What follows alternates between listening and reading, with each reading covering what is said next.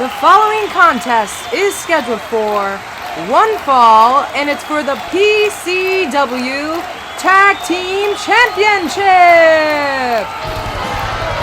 Coming down the aisle, your PCW Tag Team Champions, the men of 2000 holds, Natal and Steve!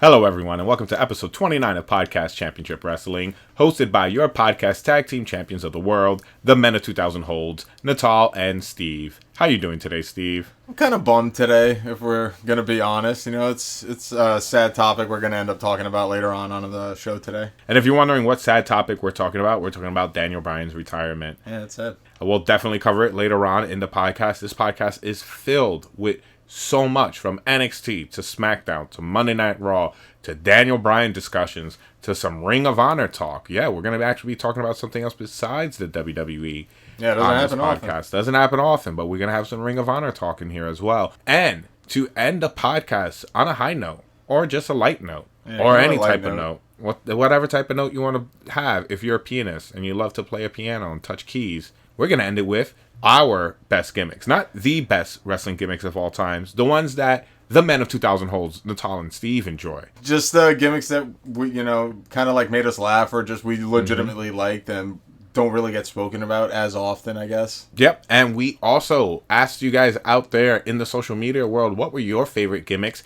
And some of you actually took the time to stop and respond. So we'll be reading those later on in this podcast as well. And that's always awesome when that happens. Yeah, so thank you guys very much for always participating when it comes to the podcast. And if you want to participate any more to Podcast Championship Wrestling, the So Says Natal podcast, or Fight Your Rival, email me at sosaysnatal@gmail.com. Follow me on Twitter at sosaysnatal1. Follow me on Instagram at sosaysnatal. There are some pictures up there. I promise you, no películas de snuff, but there are pictures up there. Also, keep the Facebook going strong. Facebook.com/sosaysnatal. And remember, you can find all three podcasts on Stitcher, SoundCloud, and iTunes. And on iTunes, give us that 5-star rating, comment, share, like, subscribe. Get us up on the charts. Let people know why you love listening to the Men of 2000 holds, telling you about all things in the WWE universe, and now seeping into other galaxies because we got a bigger telescope in the whole spectrum of wrestling. Share it with everyone else. I know I'm going on a rant, but it's a beautiful rant. And now with that done and out of the way, let's start talking about wrestling. What people came here to actually listen to me. Well, what people actually came here for us to talk about. Yeah, that's why I wasn't talking for so long. I was like, this isn't wrestling. I was just watching wrestling behind you. Yes, and we're always watching wrestling when we are recording in the studio. Oh, why not? No, this is what we do. So, we are starting with NXT. NXT is heating up. I mean, it's always been heating up. I think it's always at a good simmer. Yeah. You know, you always check it on the stove. It's always burning. Yeah, and then the takeover will come around, and there you go. It's ready. Yeah, there you go. And then you put your little tea bag in the hot water and then enjoy the fruits of your labor. There's only 3 little things we want to mention about NXT. The first one is Carmella versus Emma. Now, the only reason I'm mentioning this is because Carmella actually went over. She beat Emma.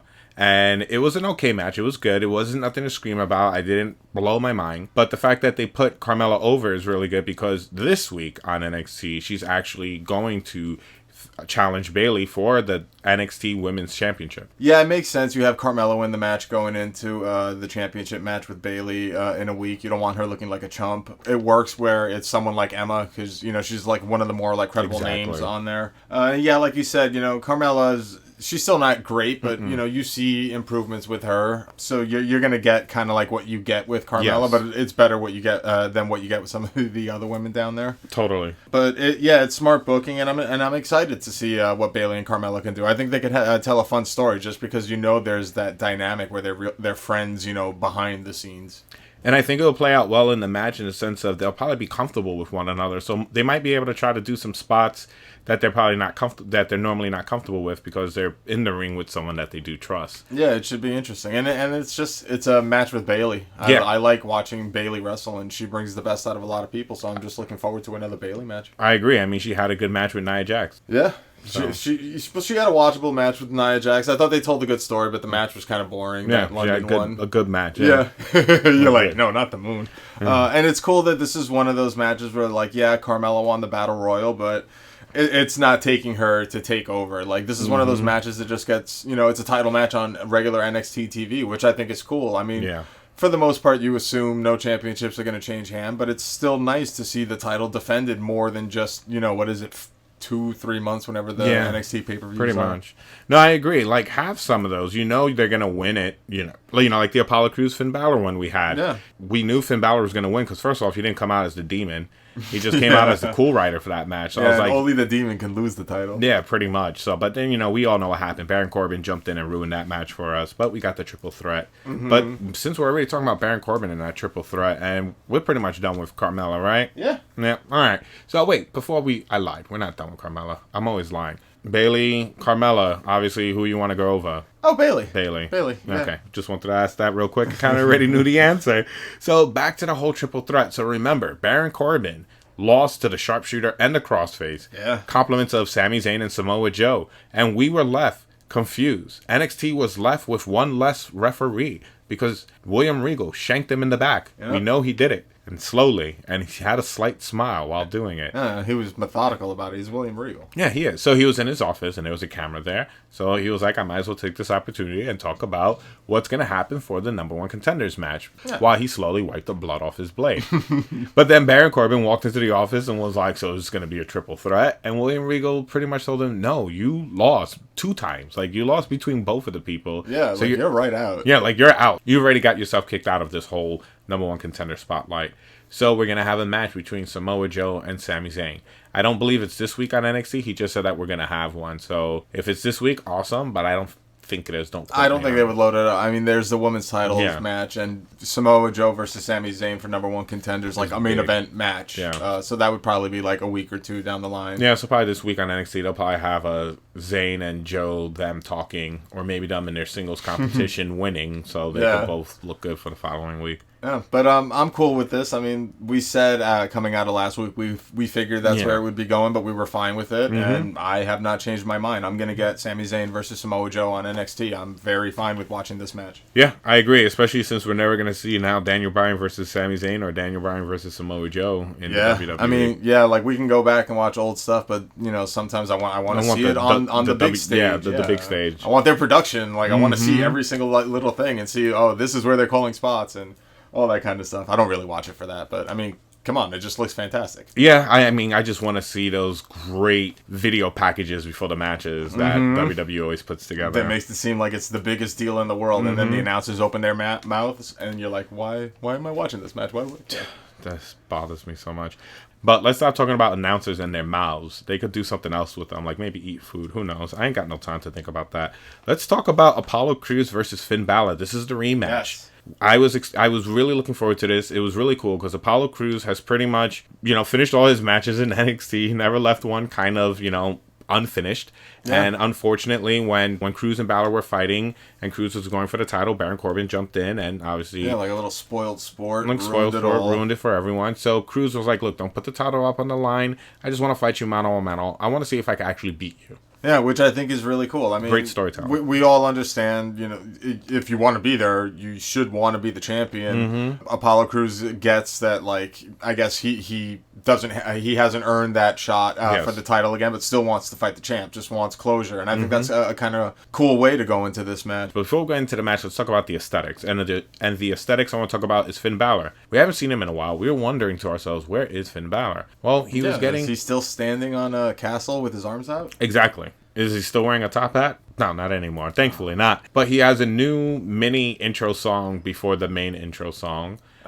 Which is alright. It just kind of threw me off. He got new tights. Yeah, which is kind of cool. They were like playing before. Yeah, which I like. Which I like. But now, these say Finn, Finn, Finn on them. It's a little obnoxious. And he has one knee pad that says Finn, Finn, Finn on it also. It's whatever. I guess they probably told him, look, the all black is too much. So could be like they want him to stand out a little bit more. It's a small thing. It's not the end of the world.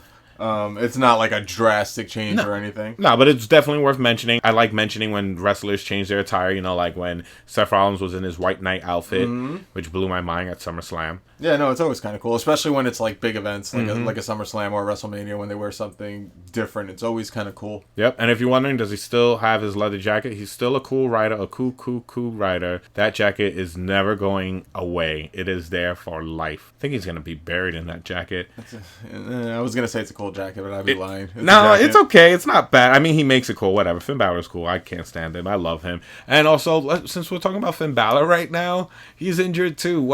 Like WTF, he just injured his ankle at a house show wrestling Samoa Joe. Yeah, it's a shame. Hopefully it's nothing that's going to keep him out I hope it's not long. severe, yeah. But yeah, look, the injury bug is bleeding down to NXT now. Yeah, it's just, oh my God, it's scary, dude. What a scary time for wrestling, but a great time for wrestling. But let's get into this match. So, there's only a couple of spots I want to talk about. The main one is the outside spot with Apollo Crews. So, Apollo Crews does a backflip to the outside, missing Finn Balor, but landing on his feet. Like a cat. Like a cat, which is Ernest Miller up in this piece. Oh, yeah, that makes me happy. Yeah. Yes, continue. And when he does the flip, lands on his feet, Finn Balor's already ran back in the ring, and he's already jumping over the ropes, doing his own backflip, and landing on Apollo Crews outside. Yeah, that's pretty crazy. It was awesome. It was a great spot. It was so fluid and seamless. Oh my God, it was just great to watch. It's one of those standout moments that like you really enjoy, and sometimes it's almost like an album where like an album's not great, but a song's really good. Like a match may not be great, but just like one spot really stands out, and that was just a really cool looking spot. And besides that, the spot that Apollo Crews always hits, but it's just always epic to see, is that gorilla press into the standing moonsault. Yeah, it always looks really awesome. I was impressed the first time I saw it, and I still get impressed when I see it. The moonsault is just really cool because he's a big dude, and to do like a standing moonsault like that's what's always really impressive to me. What's really impressive is Mr. Hughes taught him how to do that standing moonsault. Yeah, I believe Mr. Hughes taught him how to do that. He did, I swear. That's what I read. Yeah. But let's talk about the finish. This I could swear on because I saw my own two peepers. Was Finn Balor going for the coup de grace, landed it, and then usually he goes for the pin. No, he picked up Apollo Crews to do like a variation double arm suplex and then went for the pin, which I thought was amazing. And I was like, wow, that's weird. Like, is that a new thing he's doing with his finisher or what? But of course, good old Corey Graves, being the amazing announcer that he is, the commentator that he is, he basically told us that Finn Balor did that because he wanted to make sure he had Apollo Crews down for the count, because Apollo Crews is one hell of a machine when it comes to being in the ring. We probably don't talk enough about how awesome Corey Graves is. Yeah, and we do actually mention we should awesome talk about he him. is. We should talk about him more often, though. But I think that's a really cool thing that to add to the match that he conveyed, where it's just like, you know, it's almost Balor has so much respect for Crews. He knows that, like, yeah, this is my bread and butter, but I got to hit him with something else afterwards just to make sure to keep him down, which I think is really cool. And yeah, the move looked impressive. Yeah, it was very impressive. It's like, you know, at the end of a horror movie, you put two in the chest, you might as well put one in the head, make sure they're dead before they come back for the sequel. Rah! You know, and that's what Finn Balor did. Yeah. He was like, Apollo Crews ain't coming back. Can't wait to see what happens this week on NXT. I mean, NXT is just a lot of fun to watch and a lot of fun to talk about because it's just pure wrestling at its finest. Yeah, and it's really just a throwback to the way wrestling was when we were growing up, watching superstars, you know, at 12 o'clock on Saturdays. Yeah. Just really short, concise stuff. You don't see everybody all the time. Nothing's super convoluted or anything like that, and it just makes for a lot of fun. With NXT out of the way, let's talk about Smackdown, a show that is trying to be fun, and they're doing their best. And I'm actually happy with what WWE's doing so far with Smackdown. Yeah, You're making it a habit. We're actually talking about Smackdown. Yeah, ever since it's been moved to the USA Network, they've put a little more emphasis on it, you know, especially with a couple of notes I want to talk about on this week's podcast. But it's good. It's better than just talking about Raw and everything else that happened on Raw. SmackDown now is actually being relevant. And that's why it's been on this podcast for the last couple of weeks. So let's go right into it. The first thing I want to talk about is Lucha, our United States champion, Kalisto. And he had a non-title match against Kevin Owens on SmackDown. Awesome. I love Kalisto right now. And we all know how the Men of 2000 holds feel about Kevin Owens. He's the greatest, guy. You know, fight Owens, fight. And of course that Motley Crue ruffian Dolph Ziggler was by the announcers talking with them and whatnot, ruining the match. You know, Kevin Owens is trying to win a match and he's there just provoking him. It's very upsetting. Just sticking his nose in other people's business. Why is he there? Yeah. messing up Kevin Owens' feng shui in the ring. And the only spot I need to really talk about is Kevin Owens picking up Kalisto for a powerbomb on the announcer table, and Dolph Ziggler getting in the face of Kevin Owens. So Kevin Owens just power bombs Kalisto onto Ziggler. Which is fantastic. Why not? We always say, like, it's always like the small things that Kevin Owens does that we really like, and this, I guess it's not like a small thing. He's power bombing someone onto something else, but it's just kind of like, oh, fine, you don't want me to do this? Well, how do you like that? Yeah. I really like that kind of a mentality, especially in a bad guy. So it's just, again, another great Kevin Owens moment. One of those things that always makes me scratch my head where I'm like, they're kind of light on heels right now. Like, they brought Triple H back. You know, Lesnar is an attraction, but isn't supposed to be super heel. But, like, you have someone in, like, a Kevin Owens where you can make him in that position. So as much as I like these things, it still bothers me because I feel like it's just so much wasted opportunity with Kevin Owens. Well, I hope Kevin Owens just keeps doing them and someone, just a light pops in their head in the back and they see that he's been doing these things already on his own in the matches. But he didn't stop there. After he powerbombs Kalisto onto Ziggler, Ziggler goes to confront Owens again, and then Kevin Owens just super kicks him in the face. Again, just love it. Kevin Owens just being like, get out of here. I don't need you. But unfortunately, that led to Kevin Owens' demise and him losing the match because he rolled into the ring, kept talking trash to a knocked out Ziggler, and Kalisto came up from behind for the pin and got him 1, 2, 3. Yeah, I mean, I guess it's okay in the fact that it's not a straight up win. It's like, oh, Kevin Owens was kind of distracted, but it's a little annoying because it's like, well, you did it to yourself. Yeah. Kind of thing. Yeah, he shot himself in his own foot. Yeah. This was almost a lose-lose situation for me because I'm like, well, Kalisto's the U.S. champ. I'm going to want him to win, you know, regardless who he's fighting until he loses the title. He's the champ. That's how I always kind of want to see the champ look. He can look vulnerable from time to time, but for the most part, I like strong champs. And now he's fighting Kevin Owens, who, like, the fanboy in me is always just like, I want to see him win every single match all the time. Yeah. So it was a little tough watching it, but I mean, I guess the end result worked. It progresses Kevin Owens versus Dolph Ziggler, which isn't blowing me away right now. But again, it's just Owens is there. As long as Kevin Owens is there and he's not on just main event, I'm happy. I agree. I had the same mentality walking into this match and watching it, but I'm glad they went with the finish that they did because I would think I would have been more upset if Kalisto just beat Owens, and I would have been upset if Owens beat Kalisto because, like you said earlier, you know, the champion has to be booked strong. And after the whole Kalisto Del Rio, you know, hot potato of the U.S. title, they definitely, his next couple of matches, he has to win them all solid just to make me believe that he could actually hold on to that title for a while because that hot potato moment, you know, it made it really fishy. Yeah, but yeah, there was the hot potato thing with Del Rio, but it seems like they're still booking him as like vulnerable because you want to see him get a string of wins, but he loses on Raw. Sin Cara comes back. Like, we didn't even know that. We actually had a Lucha Dragons reunion, which is funny. Like, they've been gone for what, like 3 weeks? Yeah. One guy becomes a champion twice, and now it's a tag team reunion. What a Vegas relationship they had. Holy crap. Yeah, but he took the pin from Del Rio on Raw, and it's like, did he really have to do that? And then it sets up, they're fighting at Fastlane for the title, and I kind of didn't want to see this match again after Royal Rumble. Yeah, I kind of didn't want to either. And now I'm worried. I feel the title's back in jeopardy, and Del Rio might end up winning it. I hope not, because, I mean, even though I'm not loving the way Kalisto's being booked right now as the U.S. champ, he's still getting, like, spotlight moments on SmackDown, which I think is good. And I think he needs that more than Del Rio. Yep.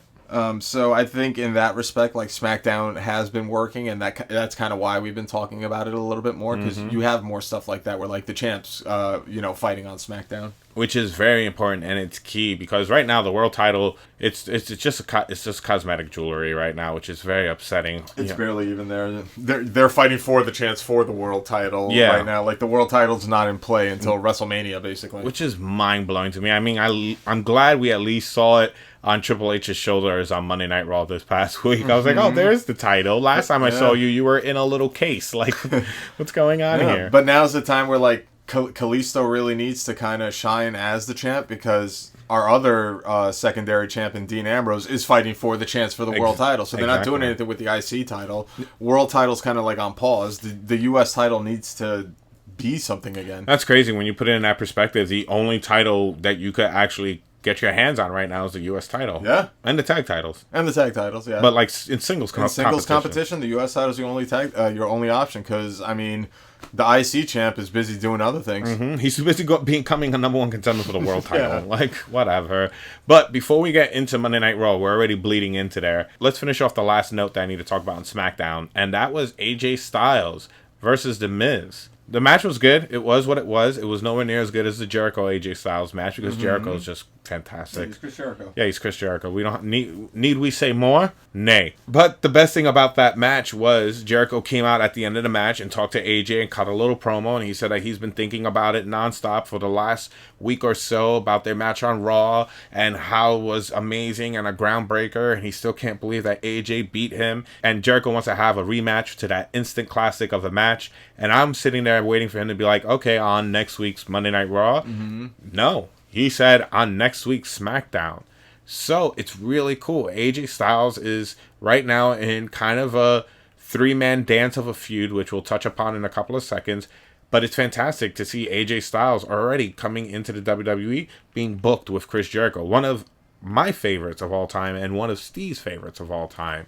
So it's just great television all in all, and I think that's one of the smartest bookings that they've done in the WWE quite some time. He's had a pretty interesting introduction to the WWE, and the last time I was this interested in someone's introduction to the WWE, like on the main roster, was when Kevin Owens showed up. Yeah, I agree with you with that, and I like the fact that it's with Chris Jericho, because Chris Jericho, he's weird. He's a name where, like, he can lose matches, and he doesn't lose anything. Not a single thing. And putting AJ Styles with Chris Jericho, it's like, it's a win-win situation because it's a name people know. So when he beats him, it's kind of like an eye-opening kind of thing. It's like, oh, he beat that guy. And since Jericho has all these accolades in WWE and they don't really talk about anything that happened outside of WWE, to the casual fan, it's like, you know, this guy, AJ Styles, who's been around before, who's now come to the WWE, has just beat a 6-time former champ, and the guy who's the 9-time IC champ, which is a record for the company. Yeah. So, like, he gets a lot from beating Chris Jericho. And even, I mean, you could say for The Miz, he's a former WWE champion. He's a former WWE champion. He's in there with 2 former WWE champions. And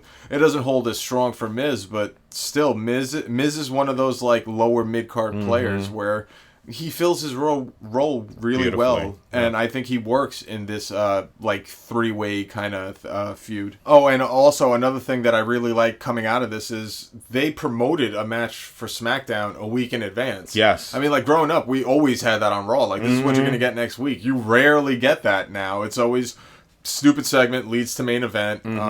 But this is, you know, guys, come back and watch next week because you're going to get AJ Styles versus Chris Jericho. Which is really cool, and I kind of expect a little bit more than the Raw match, just because SmackDown, they usually get a little bit more time and that kind of stuff. It's normally like the more wrestling-heavy kind of show, so I think this should be really exciting, and it makes me happy that SmackDown's doing that. And also with Mauro Ranallo doing the commentary, that's what I can't wait for, because I still love his commentary. I still feel Jerry Lawler's jealous of him or whatnot, or trying to beat him down, but I just love the way Mauro Ranallo commentates all the WWE matches on SmackDown. Yeah, hopefully at some point in the future he like progresses beyond SmackDown. Yeah, my dream is to have Mauro Ranallo and Corey Graves doing the commentary for an entire WrestleMania. I think that would be great. That'd just be 2-man booth. I think the 2-man booth. We don't need 3 people. We don't really need 3. Yeah, Corey Graves is your bad guy, heel, color guy who's, you know, been a wrestler, so he fills that slot. Mauro Ranallo's just your play-by-play guy. Oh, it'd be great. It'd be like old school, like Ventura and Monsoon. Yeah, it would work beautifully. So now that we're out of Kirby's dreamland with that whole scenario of our WrestleMania, let's get back into the real world. Let's talk about some Monday Night Raw. Oh, the real world. The real world. No, it's not so bad. It wasn't so bad. No, Monday Night Raw's heating up. It's getting good. Before we get into the giblets, the good stuff, let's finish off this whole AJ Styles part. So The Miz was on Miz TV doing his whole jibber jabber doobie dabby doo. Chris Jericho shows up. They start chitter chatter beady batty bat, chitty chitty bang bang back and forth to one another. And the best part is Chris Jericho's like, yeah, we need to turn this from Miz TV into Jericho's highlight reel. And the stage crew comes and they roll out the carpet and the Jericho-tron comes down and it's automatically Jericho's highlight reel. They start bickering more and more. And what's great about what they're bickering about is AJ Styles. Chris Jericho's making fun of The Miz because The Miz got some of his teeth knocked out on SmackDown from AJ Styles. Which was crazy when they saw the replay. Yeah. Oof. Yeah, he looked crazy. He looked like Cletus the slack-jawed yokel from The Simpsons without his veneers. And then The Miz was like, yeah, he knocked my teeth out. Well, he beat you on Monday Night Raw. And so basically them just poking each other in their AJ style wounds. And then, yeah, you know, and then AJ style comes out and he's like, you got 5 more wounds to get if you want to be like Kenshiro. And he comes down the ring and he starts beating up on The Miz, and Jericho and AJ actually kind of team up together a little bit to take on The Miz, and then they go back into the ring and face off at one another, and then they start feuding. So it's great. You know, that whole segment, we got The Miz TV, we got Jericho's highlight reel, we got Chris Jericho, The Miz, and AJ all duking it out. And now AJ is, like you said before, he's stuck between two former world champions, which is a phenomenal way to introduce him into the main roster of the WWE. Yeah, I think it's pretty cool. It makes me wonder if, since we're getting, you know, him and Jericho singles on SmackDown, if in the end at the pay-per-view it would be him, Jericho, and Miz together.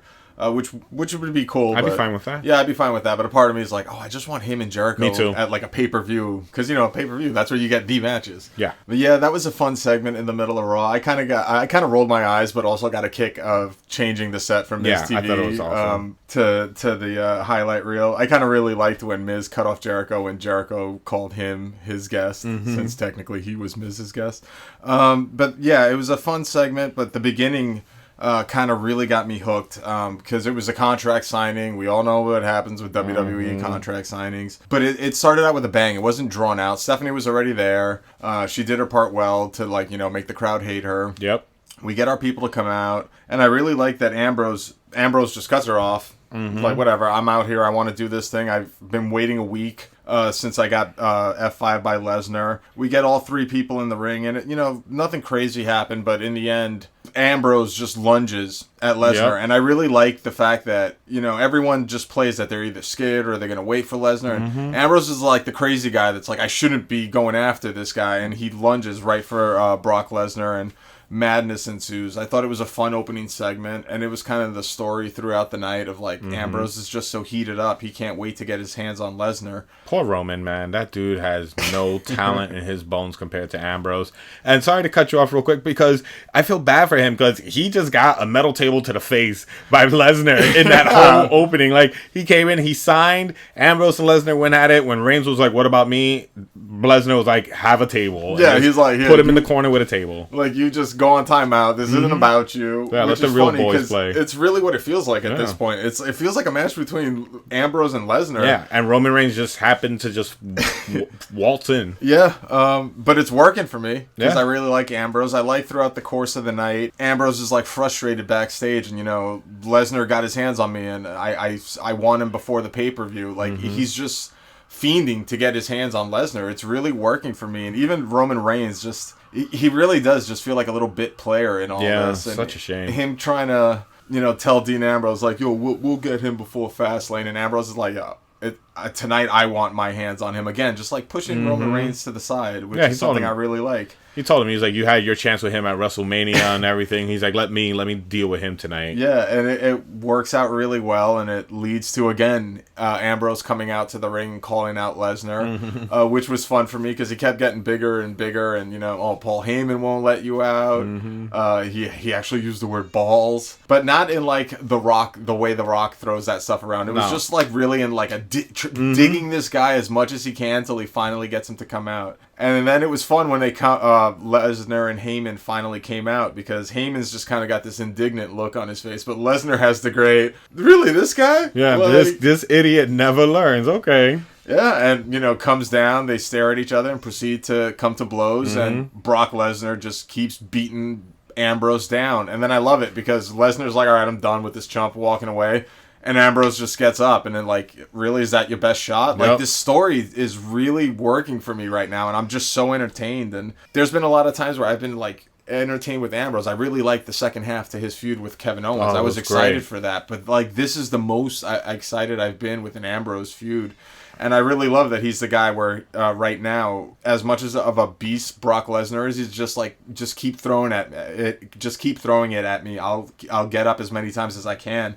And he did that. And, you know, Roman Reigns comes out because his brother's down. And then normally I complain when the good guys do this, but Ambrose is kind of like that weird kind of good guy, that Roddy Piper guy, where he could do heel tactics and it's fine. So he uses Brock Lesnar's kryptonite and goes for the junk, and you know, a small standing tall over Brock Lesnar with that spot. So it really worked for me. I'm excited to see where they go next week. I'm actually excited for the main event at Fastlane, a match that I just figured Roman Reigns is going to win. I'm excited for. I still think he'll win, but I'm actually excited for this match. I really like this feud and the way Ambrose and Lesnar have been working together. Back to the whole Dean Ambrose poking the bear with a stick. The best part was the way he started out his promo where he was just like, oh, that was an F5? I thought that was supposed to be the move that knocks people out forever. He was like, I think you gave me an F1 or an F2. And he was like, you might have to give me an F10 or an F15.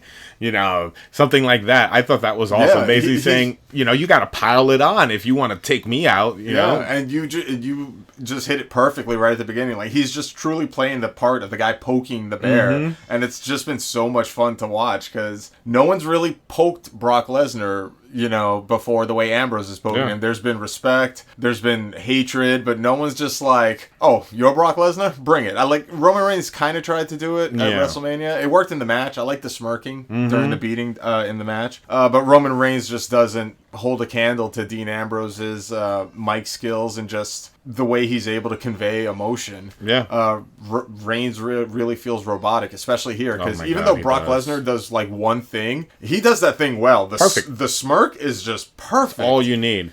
And yeah, because it says everything about his character right there, because he's a conqueror who's basically got nothing to conquer. Yeah. And it's that Thanos smirk. It's that boy, you know.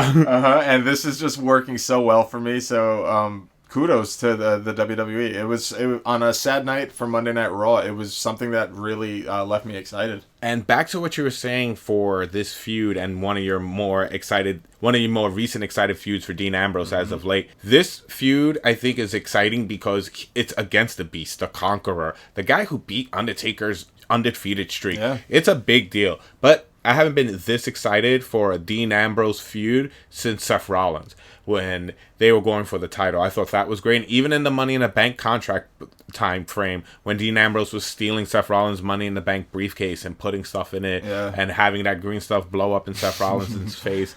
All of those feuds between them I thought were really good and entertaining as well. Yeah, I loved his feud with Seth Rollins because it worked. I mean, you know, just the Shield thing, brother stabbing brother, but they just worked well together. I mean, still to this day, I legit mean this. They had the greatest lumberjack match ever. Yeah, they did. That lumberjack match they had at SummerSlam was fantastic. The two of them have such good chemistry. Eventually, they kind of beat that match to the ground. But yeah, him and Rollins were so much fun to watch. So yeah, this is probably the most fun I've had with a feud of his since then. Because even Kevin Owens, the beginning started off so rough. Yeah, the popcorn. Yeah, the popcorn and the soda. The second half of that feud was great. Yeah, it was fantastic. But since we're talking about Kevin Owens and Dean Ambrose, this whole feud was about the IC title. Now, what's going on with the IC title? Dean Ambrose just has it. He just has it. Because he's going to become champion at WrestleMania. In my world, if I book in my world too. But in theory, this is what he's trying to do right now. So, exactly. Yeah, I agree. I know where you're going with this, and I agree. It kind of sucks to have the IC champ not defending the IC title. Because it started off strong. Like, he seemed like he wanted to be a fighting champ. Yeah. And then was put in this situation, and now it's like, oh, I got things that are more important than this championship. And you know what's funny? If people didn't like Roman Reigns so much and they didn't want that finish of Triple H being cheered and Reigns being booed at the end of the Rumble, we probably wouldn't have this happening as Dean Ambrose being in there because he ended up becoming the one of the last two men in the Royal Rumble. So it made storyline sense for Ambrose to be in there. Because if they didn't put him in there, fans, we would have been like, why not Ambrose? He was the second to last person in the Rumble. So. So it's weird to see this whole roundabout storytelling that in the end I feel is just going to end up with, Reigns getting the shot, but which doesn't make any sense. I complained last week, but I have to. Why? He already won it twice. Why they want him to? I'm sure it's because they want him to win it at WrestleMania. Why? So The Rock could celebrate with him because he's going to be at WrestleMania this year. And it's just they want Roman Reigns to be the next guy. And as awesome it is to defend your title at WrestleMania, like the way they build it up, the moments are winning the championship at WrestleMania. So that's basically. I feel like in the end that's all what it's going to boil down to, but I'm just really enjoying the ride getting to a destination that I don't think I'm really going to like when I get there. Yeah. But the ride's been a hell of a lot better than I thought it was going to be. And it's all because of the way Dean Ambrose is being portrayed. He's great, but for so long, he was just kind of like floundering. Now he seems like he has purpose. And whether it Too much purpose.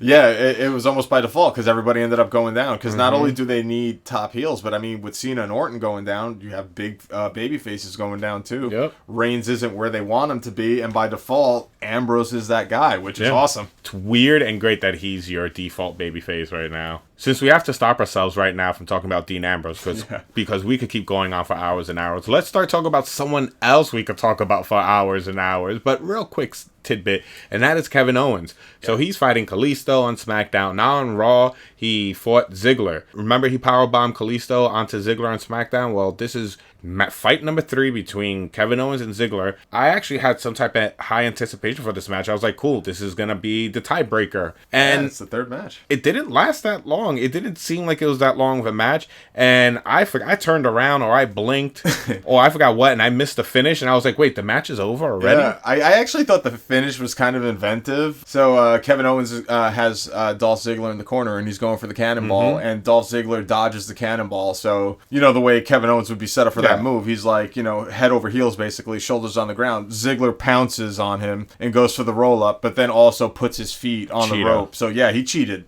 to beat Kevin Owens. A cheating babyface. Yeah, which, again, it's just like, really? But, like, I love Dolph Ziggler in ring, but at this point, this is his character. Does he mean anything? So, cheating Dolph Ziggler, whatever. At least Kevin Owens didn't lose clean, but it keeps the program going with them. So, in the end, if Kevin Owens goes over, fine. But the only problem I have with this feud is it doesn't really seem like they're feuding over anything. Because we don't see them talking to one another. Yeah, exactly. Kevin Owens is, I mean, as much as we like what he does in ring and the small shit in ring, he's a great talker that doesn't get enough mic time. And I think it's because they're afraid. It probably is. Just I just think back to that NXT promo where he had the crowd cheering for him because he was feuding with John Cena, and just in the blink of an eye turned on them with one comment. Yes. Smack talking Sami Zayn. Yes. It's just fantastic. We don't get that. So, yeah, that hurts with this feud. And also, it's just like, what is it going to lead to after this? Where are they going with Kevin Owens? We're going into WrestleMania seasons, and I don't want Owens to just be in the Andre the Giant Battle Royal.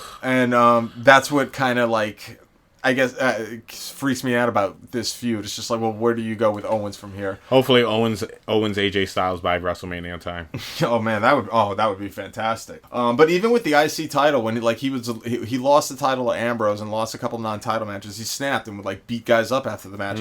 He's just lost 3 matches in a row, 2 to Ziggler and 1 to Kalisto, and he's not reacting the way he was. So that's what it is that has me scared. It's like, well, where are they going with Kevin Owens? Yeah. I'm still in for the ride. Hopefully it ends up really nice, but I mean, it was just a forgettable match, but with a pretty cool finish. I like the dodge of the cannonball into the pounce. It's a shame you sneezed and missed it. Oh, well, I mean, it's not really much of a shame because I don't like seeing Kevin Owens lose, but in my mind, he won that match. He never lost a single match his entire life. He won the Royal Rumble, didn't he? He did. He has all the titles. He just uses like invisible ink on them, so because he doesn't want to gloat. You know, he doesn't want to show all the titles he carries around with him on a daily basis. That's nice of him. I would flaunt. I'd be like, pfft. Yeah, me too. I'll be like, look at that. You know why you're blinded? You know why you drove your car off the highway? Is because you got blinded by all the gold in my car. Simple as that. But before you drive off the highway listening to this amazing episode of Podcast Championship Wrestling, let's talk about the Dudley Boys. So the Usos wanted to fight the New Day. They're angry at them, mean. And they were like, we're going to do a tables match. And the Dudleys just came out of nowhere. Genies just popped out of nowhere and were like, hey, you're having a tables match? That's our type of match. Why don't you have that match with us? We could team up. And the Usos were like, okay, almost peer pressured in. Yeah, kind of. I thought the funny thing was initially that the Dudleys were like, well, that's our match, so let us have the match. And the Usos were kind of like, but it's us versus the New Day. That was even worse. They just tried to straight up check them for their match. Yeah. They're like, I like your sneakers. What size are you? Oh, my size. Take those off. But they agreed at the end, you know. They broke bread and they decided to do an 8-man tag. And the New Day got the baddest, the most heelest of heels ever, Mark Henry, because main event, he was just teaming up with Jack Swagger. Yeah, but tonight it's just like we're gonna put you with the bad guys. Yeah, he was with the bad guys. He was with the New Day, and it was a 8-man table match. And in the middle of the ring, in the middle of the match, Mark Henry realized he's a good guy, and he left the match. Yeah. He don't like being ordered around by the New Day, so he was like, "I'm out." Yeah, he was like, "I'm out of here. I got some hair to grow," and he dipped out. And then the Dudleys won the match. And that's good, right? Yeah, cool. Dudleys put somebody through a table. One of them. I think it was Big E. Yeah. And then, of course, the Uso hurt his leg. Yeah, each Uso hurts one of their legs every other match, it seems. But the ring gear they wear for their legs look like the type of gear that people wear for, like, canine attacks. Like, there's so much padding on their legs. Like, how are their legs still hurting? Like, you don't even have real leg anymore. I bet you guys got your legs cut off, and they're just rubber legs. And they're not even real, but they're always hurting them. The Dudleys got tired of their hurting legs. So the Dudleys snapped, and they actually just went heel at the end of the match. They just beat up the Usos at the end of the match. I think they put Jimmy or Jay. Yeah, they put Jimmy through the first table, and then they powerbomb with the 3D. With the 3D, and then powerbomb Jay through the second table from off the top rope. The second turnbuckle, which is always a really fun spot. Yeah, Bubba didn't go through the table with them like last time, like he used to back in the day, but still, it's impressive. Yeah. And it's cool. It made me smile just because right away I was like, well, the Dudleys now mean more than they ever have since they've come back. Mm-hmm. It's weird because the New Day are heels, so like, do you really have the Dudleys in a feud for the title with the New Day? Or do you end up doing like a multi-team match kind of thing, and that's why you needed the Dudleys there? But either way, I immediately feel like, well, they're not just a nostalgia act. Yes. Because the nostalgia act's never the bad guys. Exactly. Now they actually feel they have purpose. When they first came in, it was to reach for the 10-time tag team champions in the WWE. And they didn't get it. 3 times. They had 3 shots, right? Yeah. And they felt in between their fingers all 3 times. All 3 times, and then they just basically disappeared. Yeah, they just been there. They've been helping out, here and there. They helped out Kalisto for a while when Sin Cara was injured. Yeah. But now... nothing substantial. A heel turn. It feels like a big deal. Yeah, and I love it. In the middle of the match, he was screaming. Bubba was screaming at, I believe it was Jey Uso, and was like, this is our type of match. This, we told you this was our type of match. You're trying to do one of our type of matches. We're the baddest tag team in the WWE, the greatest. And I was like, that's awesome. Yeah.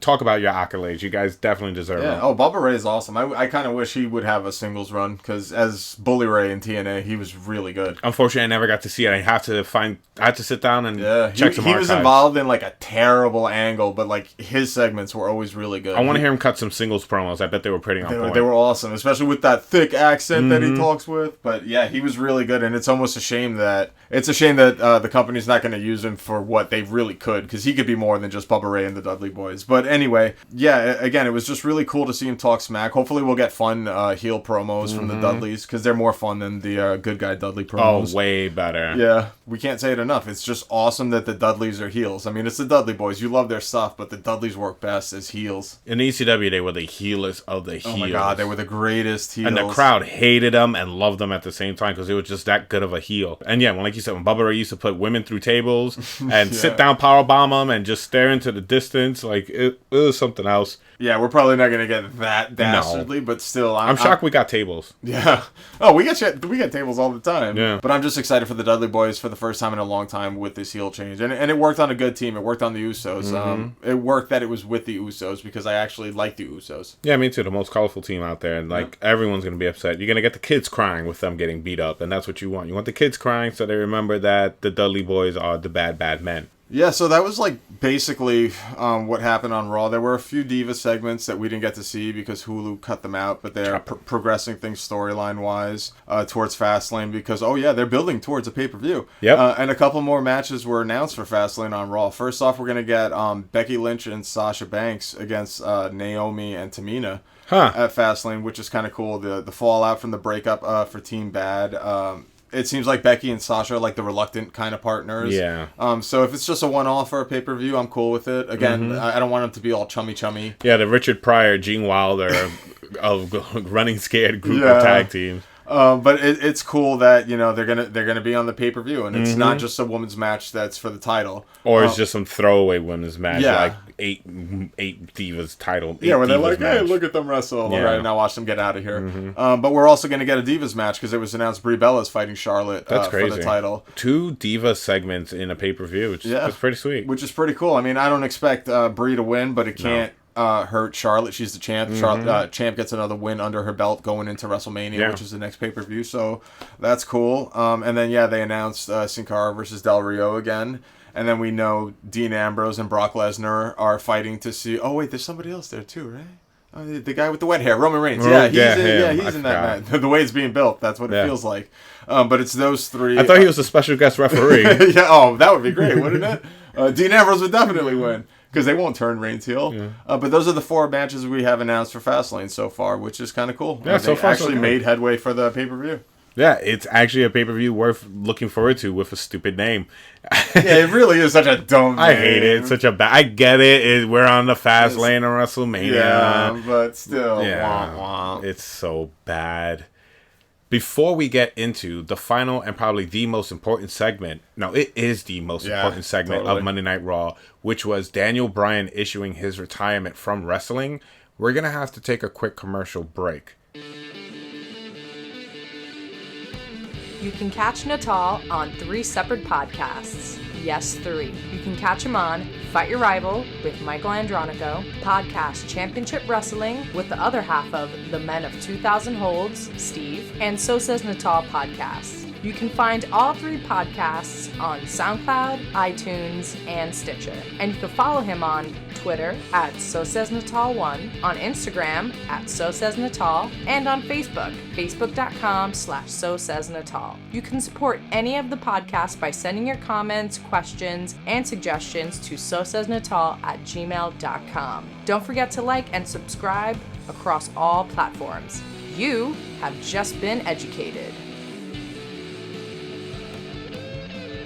Welcome back to episode 29 of Podcast Championship Wrestling, hosted by the Podcast Tag Team Champions of the World, the Men of 2000 Holds. So now it's time to turn off the lights. It's not Spawn. I hated that show on HBO. We're going to have a somber moment right now, and we are going to be talking about Daniel Bryan and his retirement. Yeah, it was a sad moment. I feel like I didn't get enough of Daniel Bryan. I got 0 of Daniel Bryan. At least you saw him compete live. Yeah, I was lucky enough to see him live a couple times, couple house shows, couple times low on the card.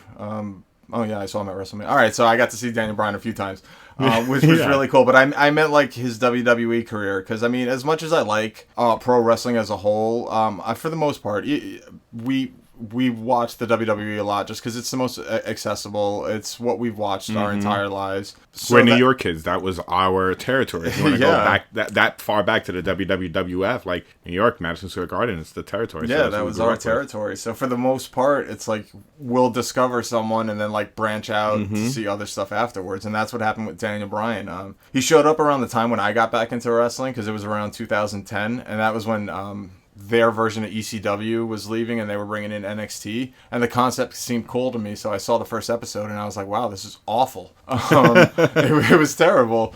But Daniel Bryan fought Chris Jericho, and it was a really good match. But I'm not going to like lie and be like, and I watched that match and I was like, oh, this guy, like I was looking at him and I was like, who is this scrub? He looks like the most generic. He looks like the starting character for a creative character in a wrestling game. He looked like a the most character. generic thing height ever. And everything. Yeah, but he had a really good match with Jericho, so I was like, this was a good match. Like the guy looks awful, but like he can kind of go. Throughout his early run, watching him, I kind of became a fan because of his in-ring work. Because like he didn't really talk too much. He was involved in a program with The Miz, and The Miz like really carried it. Bryan was just kind of portrayed as like this bumbling guy who like shouldn't really be there, which kind of stuck with him for the most part. And I think it's what helped him, because it's why people related to him.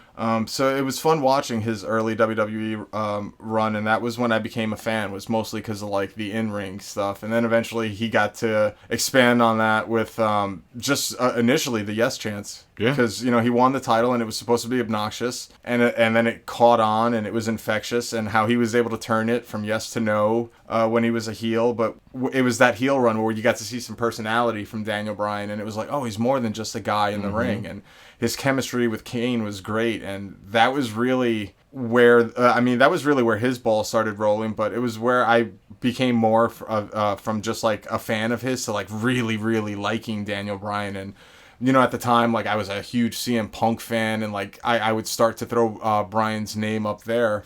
So I got to like, you know, see his whole WWE career, basically, and it was a lot of fun for me. And by the time it moved into the Yes movement at WrestleMania, I was feverish. Like, that was when you were starting to get back into it. Yeah, that's when I got back into it. So you're watching this guy, and you're like, all right, he's not bad, but I'm not losing my shit like everybody else. Yeah. And I was losing it at the time. But then you got to see, like, that story was great. And just from that one story leading into WrestleMania, you were a fan of the guy afterwards.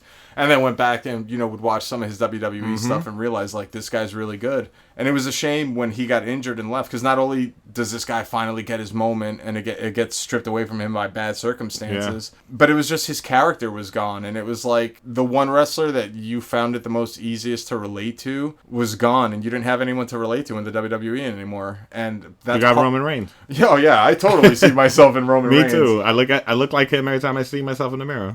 But that's part of the reason why we love pro wrestling. It's the out there characters, but in the end, you need something to grasp onto, and you can kind of relate to Daniel Bryan. And the man was fantastic in the ring, and it sucked that he's gone, and then you get that glimmer of hope, like, oh, he's coming back, and he does the WrestleMania thing last year, and that was really it. And now we don't get that character anymore, and I'm really bummed out about that. And then he just goes on to give this super genuine speech that just really stayed with the Daniel Bryan character. It was one of the more heartbreaking speeches for me, actually.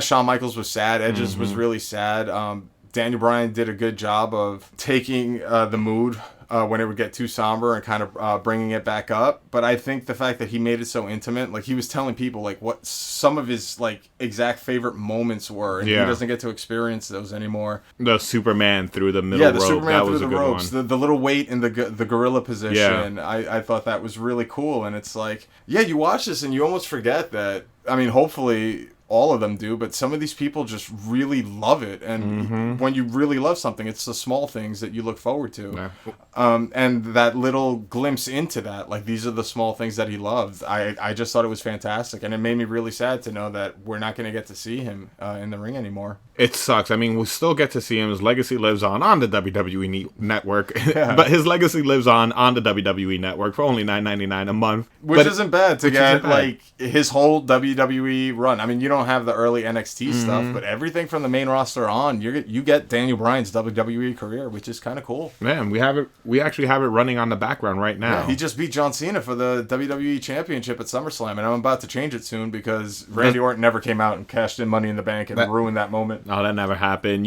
Steve is about to jump into the TARDIS and fix that mistake in time. Totally. But back to Daniel Bryan, one of the things I have to say about his speech that I really liked was when he said, I wrestled in the back of gas stations, then all the way in front of 70,000 people in New Orleans, which I thought was awesome. It was a great way to, like, basically explain his entire career. Yeah, he really started from the bottom and worked his way to the top. And what I also really liked about that was, and then he ended it with, and he loved it. Like, he loved wrestling for nobody, and he loved wrestling for everybody. You really feel that through him. Like, he has such a passion for wrestling, and that's what makes it so sad. And I think that's what made him such a good wrestler.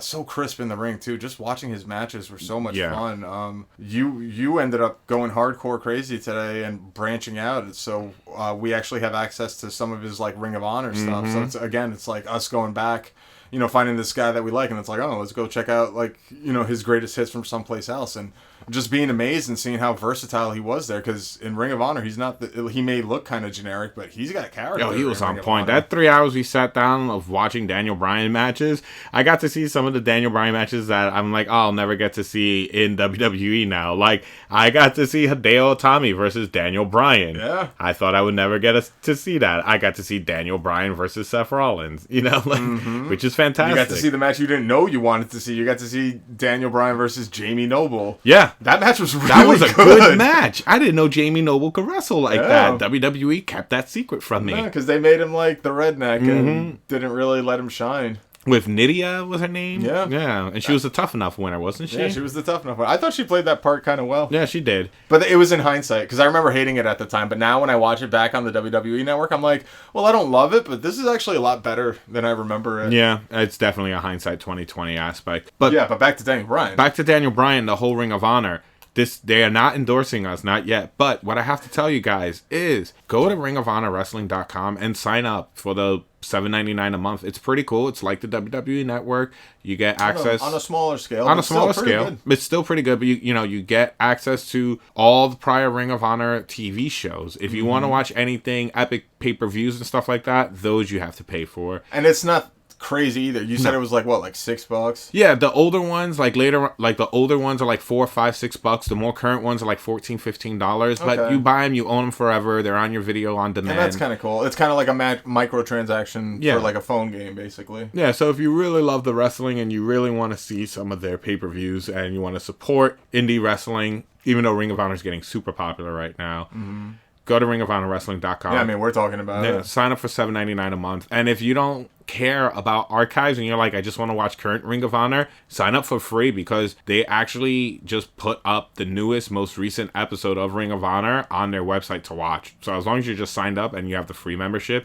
you can watch every week's episode of Ring of Honor, which is still pretty damn sweet. Yeah, no, that is really cool. It's smart of them, too. Like, it gets the name out, and it's kind of like a dealer. It gets you hooked. I mean, the first one's not free. Like, everyone's free, but if you want to go back because you really like this, just cough up a little change. And that's what happened. We watched the first episode, the free episode, and I was like, how much is this? $7.99 a month? Why not? And boom, now we have Ring of Honor. We're locked in. We already started watching some old Ring of Honor stuff.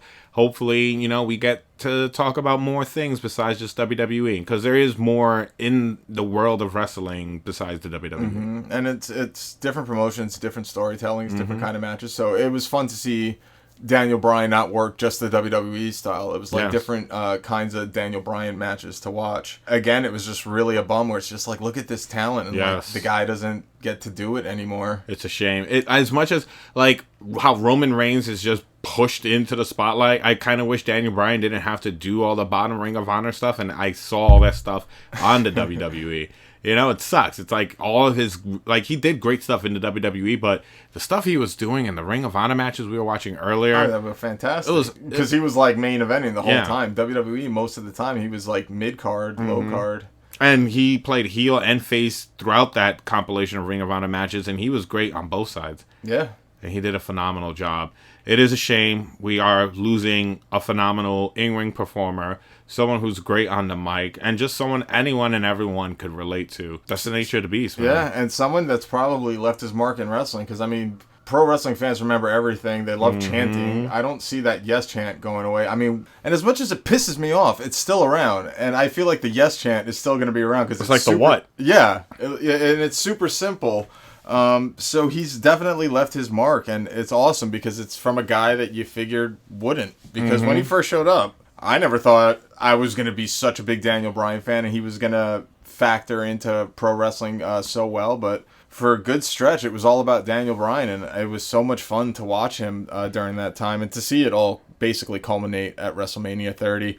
Where, I mean, Jesus, he beat 3/4 of Evolution in one night. It was awesome, and it really sucks to see him go. But it was a really nice farewell speech. And if we're being totally honest, when he asked the crowd the last time to start a yes chant for him, like, I felt the lump in my throat. Like, I was on the verge of like tears maybe. But I thought that was the saddest moment, because it's almost like the realization where it's like, after this, it's a different kind of life. Yeah. So it was super sad for me. It was a great ending to a speech. Tomorrow I'm no longer going to be a wrestler, but that's not going to stop me tonight. Tonight I'm still a wrestler. Which was great. Yeah.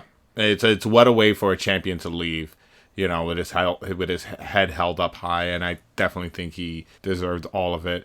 I'm kind of glad, looking back on it, that I started watching Daniel Bryan's career with the overall appearance he had, because when I watched those vignettes and they show like when he first came out as part of NXT and in WWE, I looked at him, I was like, get out of here! Like, why did you waste your time? Who is this trash? Like, that's me judging a book by its cover immediately. Totally, yeah. Oh, and I was the same way. But, seeing him with the long hair, crazy beard, and already the crowd screaming and yelling for him occupying Monday Night Raws, I'm like, this dude probably went through a lot of crap, and okay, this is going. And I remember the first time that made me really interested in his in-ring performance was a match he had against Bray Wyatt. Oh man, that feud I remember felt so rushed because I was like so excited for it. But if it's that match at the 2014 Royal Rumble that you're talking about, yes, I believe it's when Daniel Bryan does that like the middle rope spot, and Bray Wyatt catches him and does like a Sister Abigail into the apron, yeah, the guardrail. Yes, yeah, that's at the Royal Rumble. That match was fantastic. What a match! And it was before Bray was damaged, so it was such a bright time because like I love Daniel Bryan, but Bray Wyatt went over clean on Daniel Bryan. This is awesome. But yeah, that match was so good. And that's when I really liked the Wyatt family too. And I was like, wow, these two guys, what a match. What a performance. Yeah. Thank you. Yeah, and that was just like an exciting time because if you were like, oh, new things, and they damaged the new things eventually. But yeah, and it just showed how Bryan can work well with anyone. Yeah. Because like you had the guys that were like more his size and his style that he put on fantastic matches with, but Bray Wyatt, not his size, not a totally different style. And they had a fantastic match. So yeah, it's a shame that we don't get to see him anymore, but it was really fun to just talk about him for a little bit, and it was nice becoming a fan of his over the last 5 years. It was 6 years now at this point, Jesus. But it was a fun run for him, and I hope nothing but the best for him. Yeah, I hope he stays in wrestling in some way. Yeah, I'd like to see him in some capacity. Put him on commentary. Yeah. I want everybody on commentary. No, Daniel Bryan's great on the mic. I would love to have him on commentary. He would be fantastic. I mean, he didn't do so well on Tough Enough, but you could tell because he just didn't want to be there. Yeah. He was just plugging his book.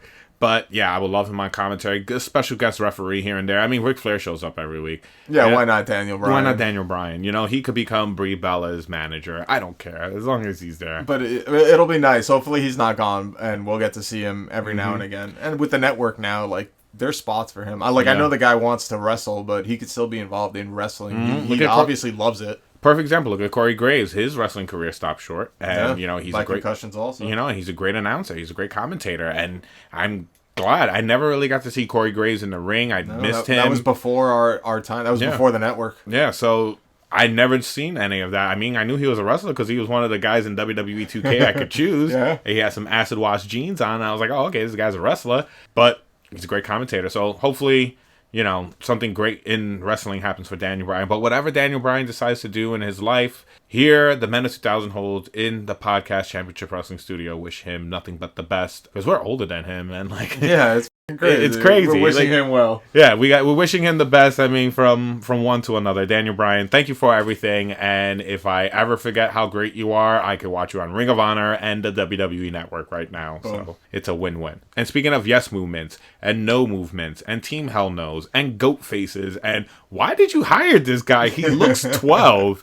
We might as well segue into gimmicks. Yeah, why not? Yeah, gimmicks and wrestling is rice and beans. Mac and cheese. They go hand in hand. Yeah, you need them. It's how you identify a character. It's what gets the character across. There's been some doozies. There's been some gimmicks that were just blatant gimmicks. And then there's been some gimmicks that were pretty much the person themselves was the gimmick. But this week we're only going to talk about our favorites. The ones that we consider the best. The ones that got some type of reaction from us as a kid or a grown-up. Maybe one that I actually even liked last week. So who knows? Yeah, but just, you know, some of our favorites. And some of them might not be anything anyone picks for a top of a list. But who cares? It entertained us. And in the end, that's what pro wrestling's about. We know this is a loaded show, but damn it, we wanted to talk about gimmicks we like too.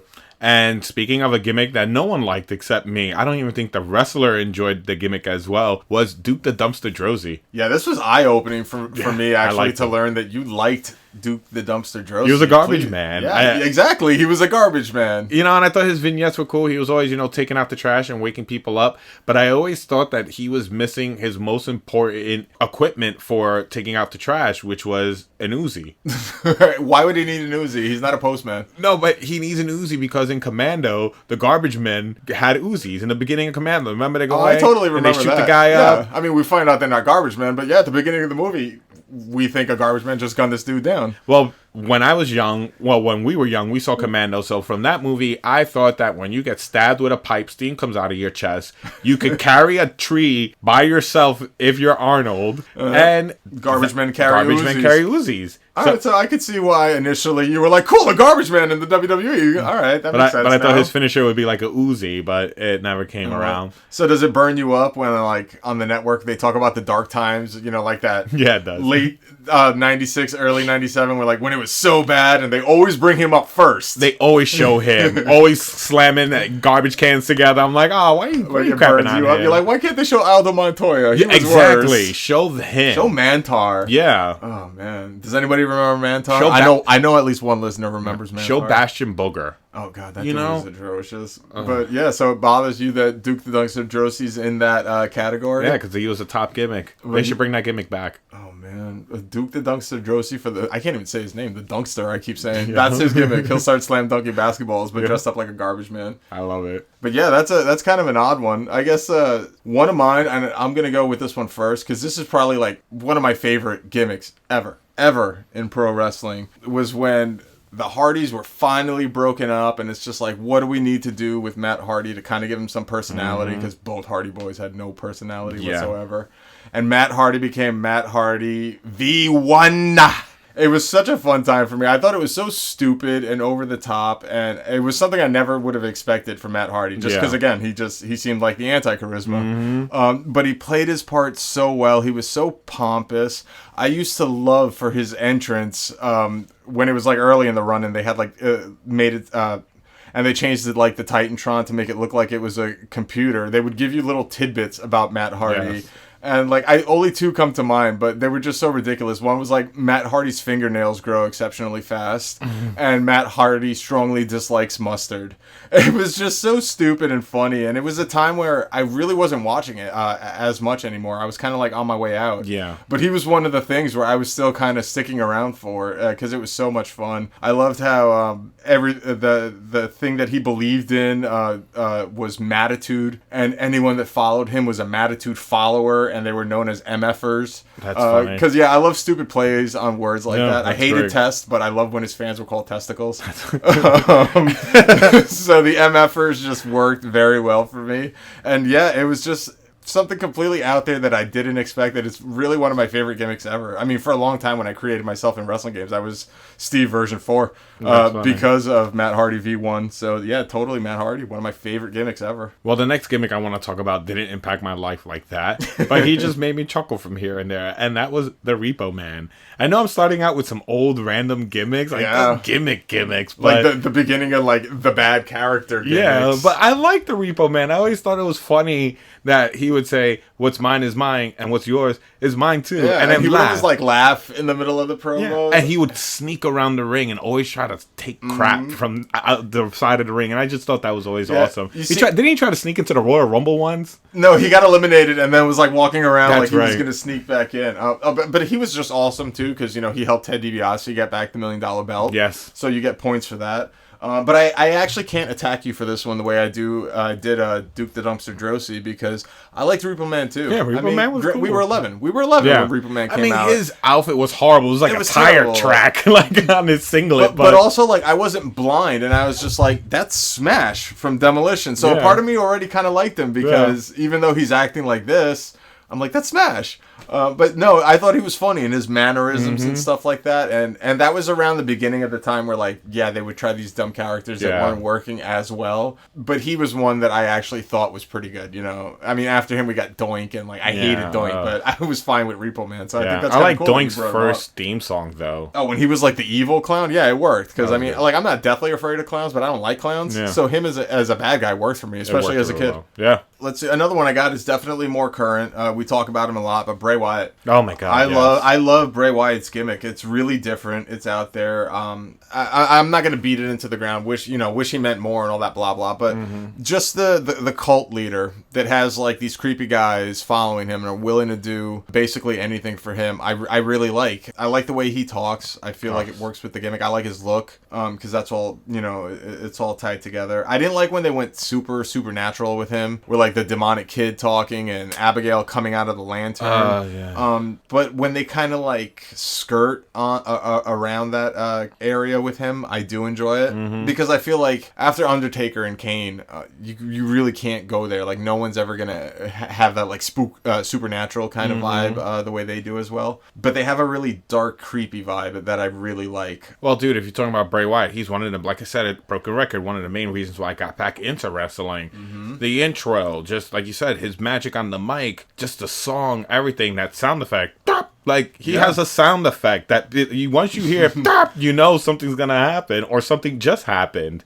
And it's great. Yeah, it's a phenomenal gimmick. I think they tried to do this gimmick before back in the day, and you actually mentioned it prior to us. Waylon Mercy. There you go. Yeah, like people will bring him up. And I remember liking him a lot when I was a kid. I didn't care too much about like his matches. I don't actually remember him wrestling a lot. But it was a blatant ripoff of like Cape Fear. Fear had like just come out around the time. But I think it helped that I liked that movie. So to see that character that was basically a ripoff of that was cool to me. You didn't really see anything like that in wrestling. No. You got hints of like darkness with Jake the Snake, but this was a different kind of dark with Waylon Mercy. So I was attracted to it. So I always liked his gimmick. I always thought he spoke really well. I always liked the soft-spoken kind of talking. That's always really creepy to me. And Waylon Mercy did that well. So we might as well throw him in.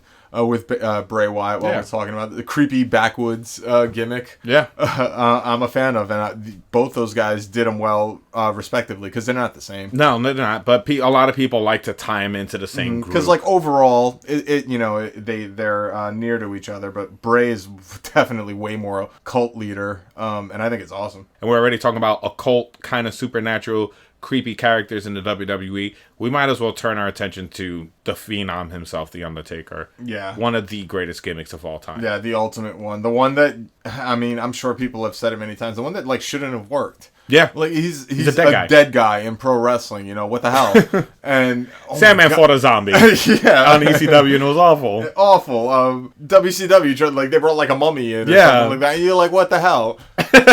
But this just worked. Yeah. I mean, from Paul Bearer with him at the beginning. Yes. I mean, part of it, what worked was he didn't talk. So you have that mysterious vibe. We were kids at the time. We were like 10 when Undertaker debuted. So it's just cool because we've always liked, you know, horror and all that dark kind of stuff. So anytime you have anything around there, it immediately catches our interest. But still, it's your gimmick is he's a dead guy and he puts guys in body bags. And then what does he do with them? It's just ridiculous. I missed that. After his matches, he would put his victim in a body bag and walk away with them. I thought that was so cool as a kid. It was crazy and it was different. And I mean, we had stuff like that. Like Jake used to put the snake on the guy. DiBiase used to do the dollar bill. Yeah. But look at those names. It's Jake and DiBiase doing stuff after the bell. So like Undertaker immediately having something after the bell kind of makes you feel like he's a bigger deal because he's like, well, he does stuff that. Oh, don't forget Brutus. He used to cut your hair. Guys. Yeah. Oh, what a messed up move. I always hated that. Yeah. I have a friend that loved Brutus the Barber Beefcake, and like I kind of hated him for that. I'm like, that's messed up. I mean, I could never get behind Brutus because of his tights, man. His thighs were always like exploded, and I was like, why are the thighs always exploding on your spandex? It always pissed me off. Yeah, but the after the bell thing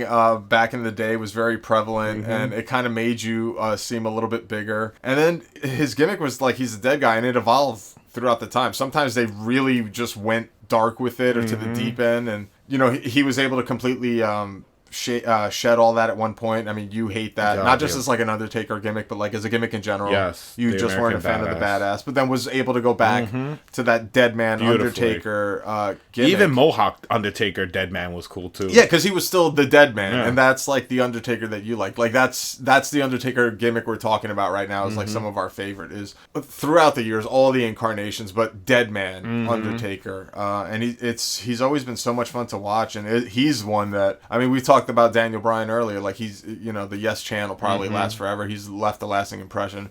Oh my God, a gimmick that should have failed on so many levels has probably left one of the longest lasting impressions. I think if they would have gave that gimmick to anyone else besides the Undertaker, the gimmick would have not have worked. Yeah, and people say that all the time, but they say it all the time because it's truer than true. Like it really worked, and it was awesome. Yeah, the Undertaker, and yeah, I guess he was around in the era of the Undertaker and talking about him with little post-match things. $1 Million Man was one of my favorite gimmicks ever. Money. Yeah, first off, who doesn't want money? Yeah, I want money. And how easy is it to hate the guy that flaunts the fact that he's got money? He used to do great things to get people to do money and then, cheat them out of it. I mean, everybody remembers the basketball. Yeah, I'll dribble it for 15 times. I'll give you $100. Wasn't that Rob Van Dam?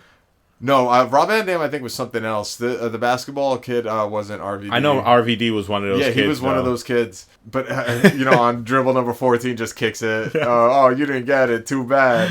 But But yeah, I mean, he had the lines, the looks, but it's that gimmick that I really liked. Just the guy that has everything and has no problem letting you know it and can buy anything he wants. It's so easy to hate, and these are things that you need in pro wrestling. And Ted DiBiase played it amazingly to the point where like I couldn't even hate him. Yeah, everybody's got a price. And I had a price for the $1 Million Man. It was what, like $7, whatever an action figure was back then. But we had that $1 Million Man action figure. Yeah, we did. I just always loved the $1 Million Man because he was like, I'm so rich I can make my own belt, and I have the $1 Million belt. Yeah, like I don't even need what you guys are pawning. I got my own, which is fantastic. And the theme song and that laugh, that infamous laugh, laugh. It's one of those laughs that you'll never forget. And it must have been great to play the $1 Million Man because back in the day, in the 80s, when he was the $1 Million Man, there was no internet. There was no way to get buzz around. So they actually, the WWE, well, the WWF at the time, would give Ted DiBiase more money and tell him, go to a restaurant and buy out the restaurant and say your bill is on the $1 Million Man to generate buzz, so then people could be like, oh, yo, I was at a restaurant and the $1 Million Man showed up and paid for my meal. Yeah, that's awesome. He must have loved that, yeah. And a lot of people hated him in the back for that gimmick because not only was he getting his check, he was getting free money to blow. Like stuff you would have spent your money on anyway, to like eat at the best restaurants. Please do this stuff. You know, fly first class. He flew first class all the time because he was the $1 Million Man. The $1 Million Man couldn't be in coach. No. But he was just such a great character for the times, too, because the 80s was all about money. You know, I mean, it's always about money, but good God, like the money hungriness money of and cocaine. The 80s. Yeah, the cocaine and the excess of the 80s. And you had that with Money Inc. You had Ted DiBiase and IRS together. Money and cocaine everywhere. Not saying that they did cocaine, but it's got to be there somewhere. I mean, it's the 80s. Yeah, but it was just such a great character for the time, and I'm sure it definitely grew out of, you know, what the world was at the time. So it's one of those deep meanings why I kind of like the character too, because it's not just rich guy. Yeah, it's like it's rich guy with a reason. And I loved the $1 Million Man for it. I didn't realize that until I got older. As a kid, I was just like, this guy's got the greatest beard I've ever seen in my life. What a beard! What a beard! But God, you can go back and watch any kind of $1 Million Man thing, and it still holds up. It's still great, and that's why $1 Million Man is one of my favorite gimmicks ever. And the last thing I have to talk about $1 Million Man before I get to the next gimmick is his finisher was called the $1 Million Dream. Yeah, such a really good name. What a cool name for a sleeper hold. The $1 Million Dream. Clutch. He had the $1 Million Dream. Yeah, phenomenal. Next person we are talking about is the bad guy, Razor Ramon. Yeah, he was fun. I loved Razor Ramon. I don't remember his in-ring work except for him losing to 1-2-3 Kid and the infamous ladder match that he had with Shawn Michaels for the IC title, and then the IC match that he had with Goldust. Those are the ones that I remember like the most. Yeah, he had some pretty good matches. I remember I liked when he was heel, like when he first came in, and he feuded with Brett over the WWF Championship. Their match that they had at the Royal Rumble, I always thought was a really good match. I have to rewatch it. Yeah, it was cool, and he was like a specimen. So he used to do like,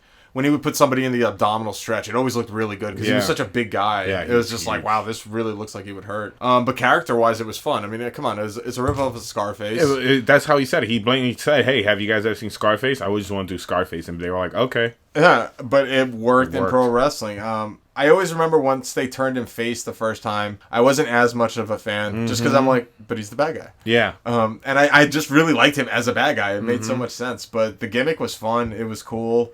The vignettes when they were rolling him in were awesome. The one where like he's just almost indignant because someone suggested like he pays for his meal. Yep. The gold around his fingers, all that kind of stuff. Like Razor Ramon was awesome. The fruit stand one where he takes the fruit and the guy tells him to pay. Yeah. And he just eats and spits it in the guy's face. It was just so awesome. It was really cool, especially when you're like 12, 13. It's just like, look at this guy. He looked like a throwing his sleazeball. weight around. Yeah. Like if I thought of late 80s, early 90s sleazeball, that his picture would show up, you know, in the Cadillac, you know, with the top down, vest, hairy chest. Super hairy chest. Gold, you know, the little Superman S-curl, the toothpick, hey Chico, this everything, the way his theme song started with like a car crashing, I thought was just really cool. Just an overall good gimmick. I really liked Razor Ramon, but I liked when he, like you said, when he was a heel, when he was the bad guy. Yeah. Like Scott Hall, when he moved to WCW and became Scott Hall,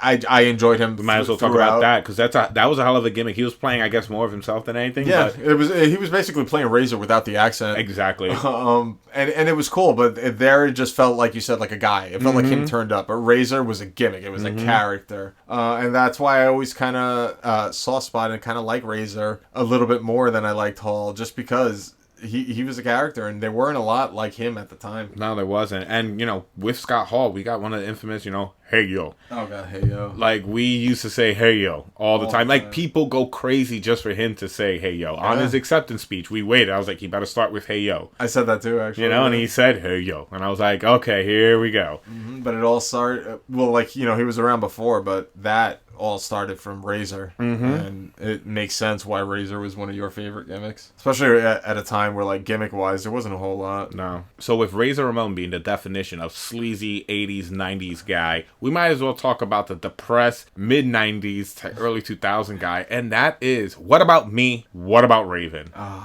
What a gimmick. What a gimmick. I loved Raven. Yeah. We identified with him because we're like the angry teens that we don't even know what the hell we're angry at or for. I'm still angry. I'm an angry middle-aged man now. Yeah, but we have more reasons. I have now. purpose. Like, now we know for the most part why we're angry. But back then it's just like whatever. And oh man, did we identify with Raven.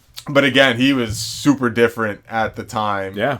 His promos were great. Oh, they were fantastic. My favorite thing about him that always would stick with me is, well, the two things is, one, his DDT was always brutal, and I loved watching him do that DDT, and his nonchalant, lackadaisical manner going in the ring and slumping in the corner, just waiting for the match to start. It almost seemed like it was a burden for him to have to show up and do this match. And I just always liked that about him. He just felt like he didn't care. Like he was just doing it because he had to, and then he would go and do something else. I always used to like the rapport he had with Stevie Richards. I always used to like that he just like treated him like dirt. Yeah. Like it said a lot about the Raven character. It's like these people are here with you, but like you treat them like utter garbage. I always thought it was a cool dynamic, and he always made me take notice. It was a shame that it kind of got like washed away once he ended up, picking up steam in ECW and then going back and forth between WWE and WCW. Yeah. Because then it was basically like, oh, he's the hardcore guy. Yeah. And like that's all Raven was. But initially in ECW, he was such a different character. It's so much fun to watch. He was like one of the catalysts that got me into it. Because like at the time, it's just, TV's not what it is now. I'm just channel surfing. Like 3 a.m, it shows up. Yep. I'm like, oh, cool, wrestling. I watch wrestling. But like Raven was the one that made me take notice. I'm like,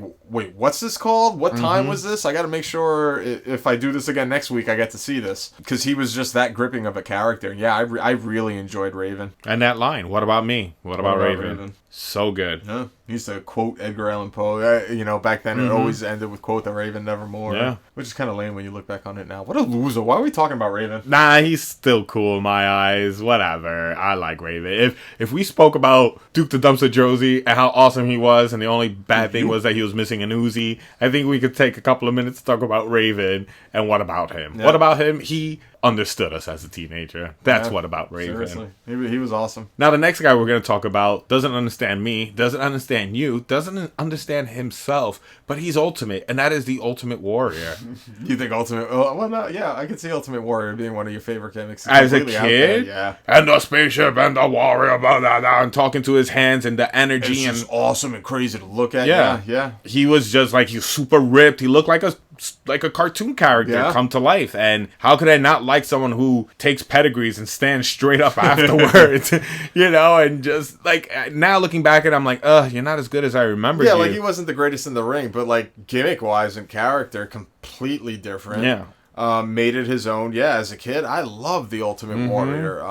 And yeah, it's you laugh at his promos now, they make no sense, but it's high energy. Yeah. Big words, that stood out here or there. That was kind of like all you needed. The power of the Warriors, it's it's this big, like frenetic kind of energy. Yeah, I would definitely put Ultimate Warrior up there with like one of my favorite. We even gave his comic books a shot when his tassels were talking to him and stuff. Oh god, yeah, those were awful. Yeah, I still have those somewhere. Yeah, I still have them too. But like we even gave his comic book a shot. Undertaker had a comic book too, but we bought that because that was Chaos Comics. Yeah, we knew the company. But yeah, the Ultimate Warrior was just crazy. Yeah. I mean, after a while, when I got older, by the time he, like, died and came back and, like, helped Hogan against Papa Shango, that's when I was kind of like, it's the Warrior. Yeah, like, I was excited, but not as excited that first run. No, not that, like, that WrestleMania 6 Warrior. Yeah, I was like, this guy's amazing! But everyone thought that because they put him over hard. He had the IC and the world title, you know? Yeah. What Dean Ambrose is going to be doing at this year's WrestleMania. I feel it.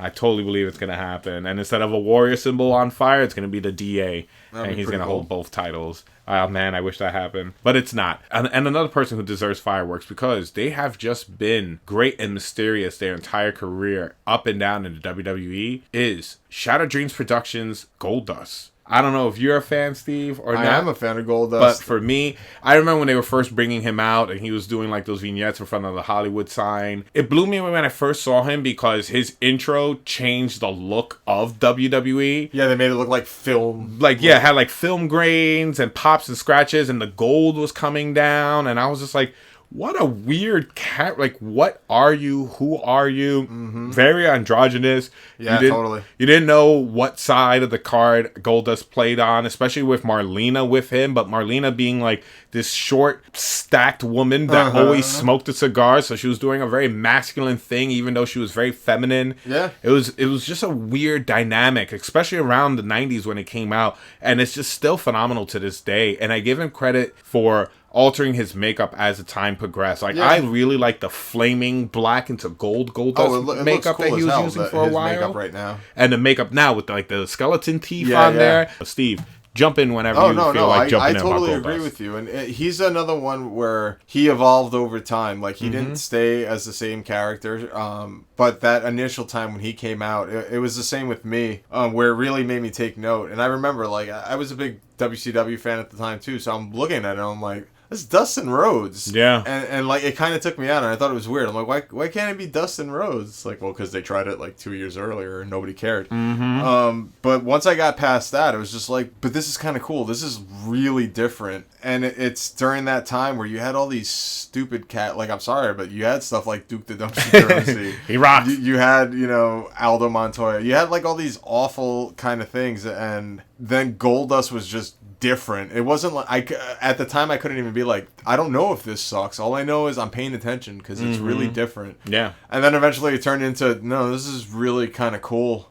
So yeah, Goldust was definitely up there for me as far as like, pro wrestling gimmicks go, where it's not like, oh, this is just you turned up to 10. Yeah. Because like we love Bret Hart, but I'm not gonna put him on this list because it was just like, well, you were Bret Hart. He was technically the hitman, and he never did, like, if he did a move like he was setting up, like, a shot or something for the sharpshooter, it would make sense. No, we never got any of that kind of stuff. We never did. Yeah, he was just Bret Hart. Like, cool nickname. Yeah. Cool as hell nickname, but it was just, him turned up a little bit. Goldust, hopefully, is like, something different for Dustin, maybe tapping into something, but hopefully it's not just, oh, this is me turned up. Yeah, he's like, oh, this is me on a weekend. Yeah, so it was definitely a different kind of character, and I thought it was really cool. And talking about Goldust, rolling with the punches, changing with the times. When he first came out, he was Goldust, Goldust, and then you got Book Dust, and then you got the comedic version of Goldust, and he actually started to show more of his character. Yeah, I thought that was funny when he was electrocuted and had Tourette's. Yes, I thought that was great. And then even when we had Goldust and Stardust together, I enjoyed them together. That was a cool dynamic. I really enjoyed them. I thought their songs went well together. I just thought their overall looks went together very well. Now, unfortunately, they want Goldust to partner up with R-Truth. And now they're doing these segments on SmackDown where Goldust is always trying to hang out with Truth, which just upsets me because I don't like R-Truth. He's a great guy, don't get me wrong. He does some funny things on Total Divas, but as a competitor, I just... whatever. Yeah, I don't care about R-Truth. But Goldust is fantastic, all in all. And I've enjoyed pretty much every rendition of Goldust. Yeah, except the Attitude Era. Yeah. I didn't like the artist formerly known as Goldust stuff. That's when he had like the pinkish hair. Yeah, that was the only one. He was with Luna. Yeah. And he would just have weird, freaky outfits every week. That was the only time I didn't like him. Because it got away from, like, what Goldust was. It was just more like, oh, look at the freak show. Yeah, That's kind of what I felt. No. But nah, that wasn't the case at the beginning. And, I totally enjoy that era of Goldust. So from Goldust being a walking Hollywood statue, it was like a walking Oscar. Like a walking Oscar. We might as well talk about the other pretty people. There's been tons of beautiful men in the WWE, and they've had tons of beautiful gimmicks. And there's a couple that me and Steve were chatting about before the podcast that we want to touch up on. And for me, the first one is the model, Rick Martel. That's what was going around the time when we were watching. But he just played it really well. Yeah. The sunglasses, he had a little Afghan scarf, I believe. Yeah. And the best thing was the spray of arrogance. I just thought it was hilarious. He carried a spray of arrogance and he would spray it in your face. Yeah, I love that he had his own, cologne, because I think that was how they built it. It was like his scent, and then that it was named Arrogance. Yeah, it's fantastic. Just fantastic for that, pretty boy image. It worked so well. It was smart. Near the end of it, where they weren't really doing it much with him, there wasn't much to be excited for. But around the time when he first became that character, and he was feuding with Tito, and he had the feud with Jake. Yep. The model Rick Martel was just such an awesome character. It was that Jake the Snake feud that made me remember him in my brain. I was like, you will be important. Yeah, I put him in my brain. Yeah, but he was one of those guys that played the arrogant pretty boy, because there's a ton of them in pro wrestling. But he played it different enough and his own enough where it's just like, you were one of the ones that stand out, And the next pretty boy we're going to talk about that stands out, and he stands out perfectly. It's just a shame that he stands out so much Vince McMahon can't see him, and he doesn't do anything with him anymore, and that is Tyler Breeze. Yeah, what a shame. It's a shame, dude. We were so excited when Tyler Breeze came up. Now it's just like he's stuck on main event and superstars. Poor dude should ask to be sent back to NXT. Please be sent back down to NXT. Win the title at least once. I mean, jeez, let him win the tag titles with somebody. Just tag him up with somebody. It's such a shame, but yeah, he plays the pretty boy really well. I love the selfie stick camera. I mean, it's something that wasn't done before. Yes. But it works very well with, the modern age's narcissism and how, everyone's kind of, obsessed with themselves. So it's a small, different spin, mainly because, it wasn't around with some of the other ones. But just from, his phrases like uggos. Oh, my God, yeah. The way he works in the ring. Tyler Breeze, again, is one of those guys where he took the pretty boy and made it his own. Just the supermodel wrestling. It's so ridiculous that it's awesome. Yeah, it's supermodel wrestling. He has one of the best theme songs of all time with some of the best lyrics of all time. Yes, I love that kind of stuff. I know that song like no one's business. I mean, we love Tyler Breeze so much. The week of SummerSlam, NXT, and Monday Night Raw, we were going to see NXT TakeOver Brooklyn, and Steve is waiting for me outside of my apartment, and he spins around with his camera doing the Tyler Breeze, and you gotta do the Tyler Breeze. You gotta do the Tyler Breeze. He was one of the ones I was excited for. Yeah, and we blew up when he came down. We really enjoyed his match. He fought Jushin Thunder Liger. How could you go wrong with that? He lost, which whatever, but I guess that's what happens. But he's so much fun. I loved when he was in contention for the NXT title and he had to keep postponing it because he suffered a career-threatening injury, and it was just his finger. Yeah, his finger was in a little brace, and he was like, "I have to suspend it. I'm sorry." Yeah, it was so much fun, but Tyler Breeze is one of those pretty boys that left an impression on me. A real lasting impression, really fast. Yep. All right, so we go from one of the more current pretty guys to, in my estimation, is probably the best and one of the oldest that I remember of the pretty guys. And he definitely played this different than Rick Martel and Tyler Breeze. It was Ravishing Rick Rude. Yeah, he is. I love the Ravishing Rick Rude character. Yeah, and it was kind of like the Ted DiBiase one where it's so easy to hate because he's almost not wrong. He's talking about look what a specimen and what a physique I have, and it's just damn it, you do. That dude was in shape. And Ted DiBiase is I got all this money, backed it up. He played it so well. The way he would just talk trash to the crowd, because how he was so much better than them, and every what was it the more popular ones? What I'd like to have right now is for all you fat, out of shape inner city sweat hogs to shut up while I take my robe off and show you the body of a real man. Yeah, just so good. So good. And then the music would hit, and then he would show you the body of a real man, and you were like, "Yo, I hate you." I was 11, and I was even younger. I was 9, 10, and I'm like, "I hate you." Yeah, it's true. I mean, he didn't do much in ECW when he was there. But he was cool when he was just Rick Rude, but but Ravishing. Because the wrestler was good, but Ravishing Rick Rude in the WWF. was just like one of my favorite Pretty Boys. With the Rude Awakening. Oh yeah, it was great, and you got him paired with Bobby Heenan, so automatically it's fantastic. One of the things I liked about Ravishing Rick Rude growing up, and I thought it was cool, and I guess I always loved it, except when Ryback does it, or he doesn't do it anymore because he changed his gimmick, but we didn't even talk about that.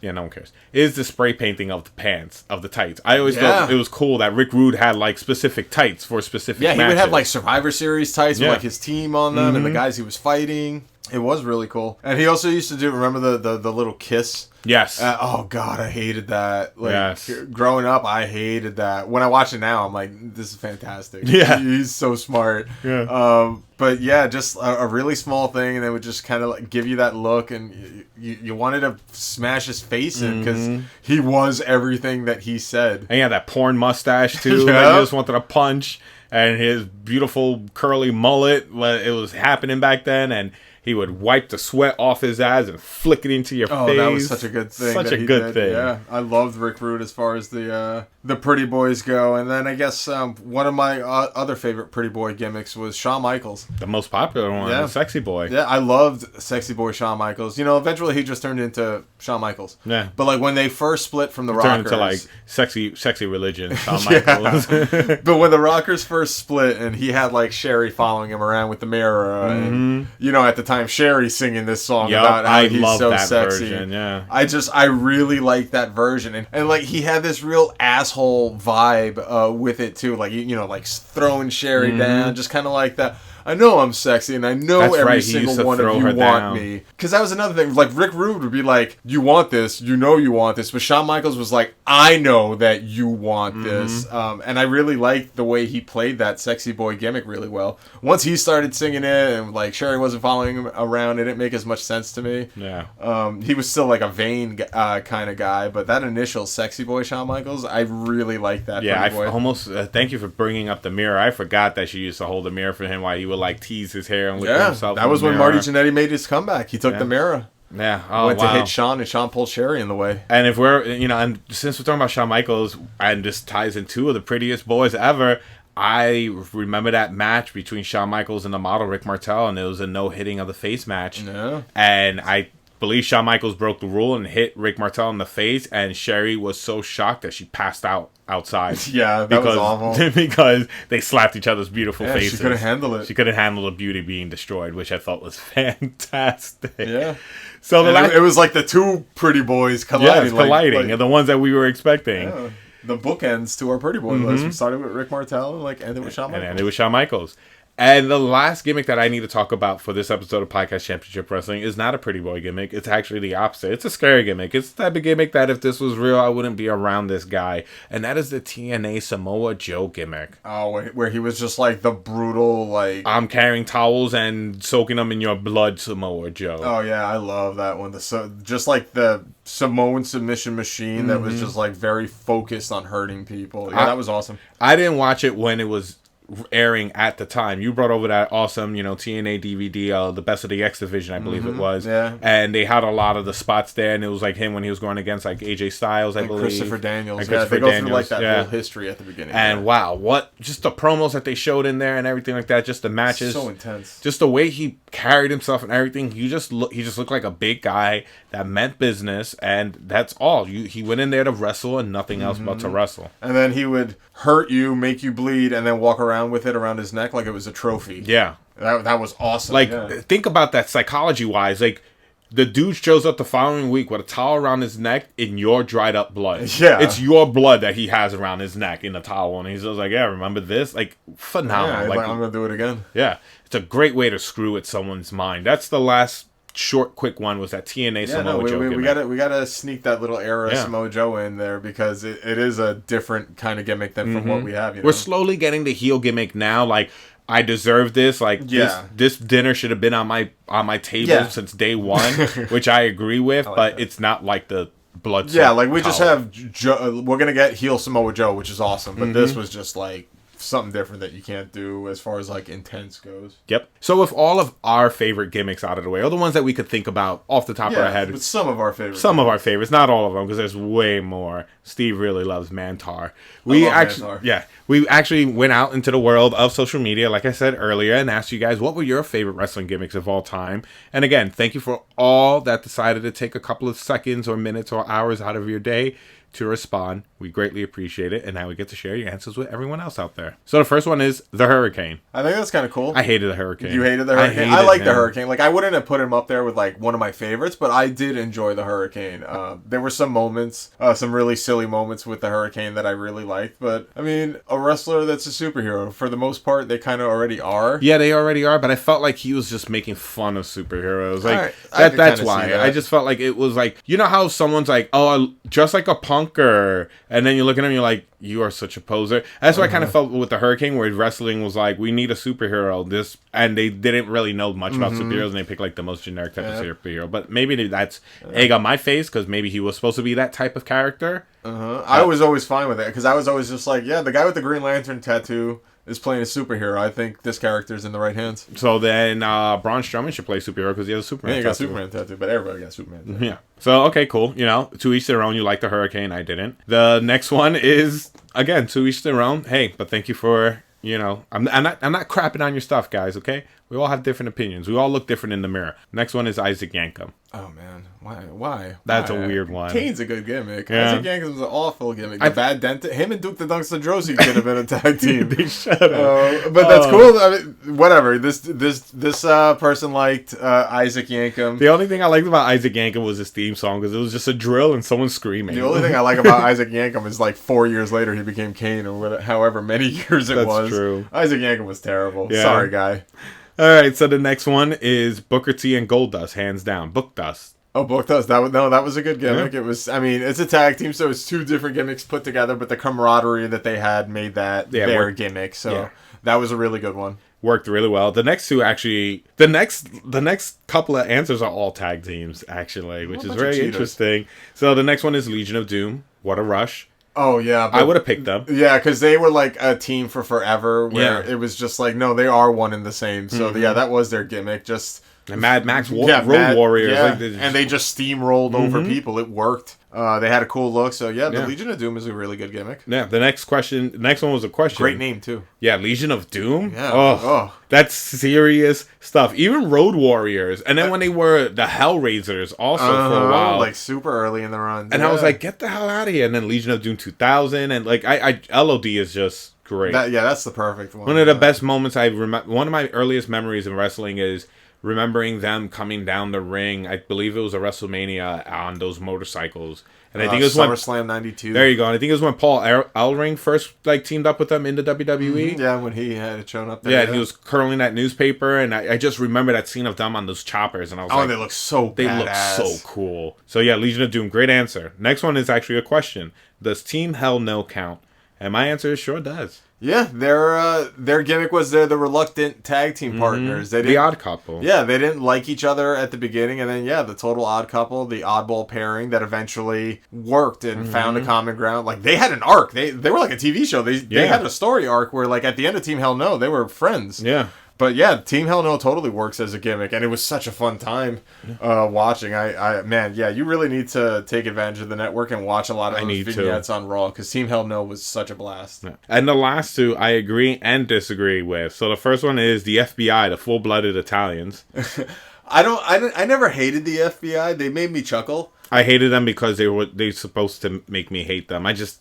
Full-blooded, they were just so typically Italian. And I think that was what made me laugh. Part of it was just because I guess they originated out of ECW, and even stuff that wasn't that great was pretty okay in ECW. Tony Mama Luke. Yeah, like the names are stupid. Little Guido. Yeah. I used to love the chin flip thing. The chin flip thing. Like they had aspects that I liked, but I was never I never super hated them, but I was never high on them. Yeah. And the last one is, I can't believe we didn't mention this ourselves, but thank you so much out there in social media world for mentioning this one, and that is The Brood. Oh, it's because they knew. They were like, they're going to talk a bunch. We'll throw The Brood in so they could say something short and sweet at the end. But yeah, that was an awesome gimmick. Yeah, dude. What beats a wrestling vampire? Yeah, a pro wrestling vampire. And they're the only one that worked. That sounds so ridiculous. Yeah, well, many years later, there was Kevin Thorne in ECW. Yeah, that didn't work. Yeah, but, The Brood for that short time period, it worked. It was that theme song. That theme song.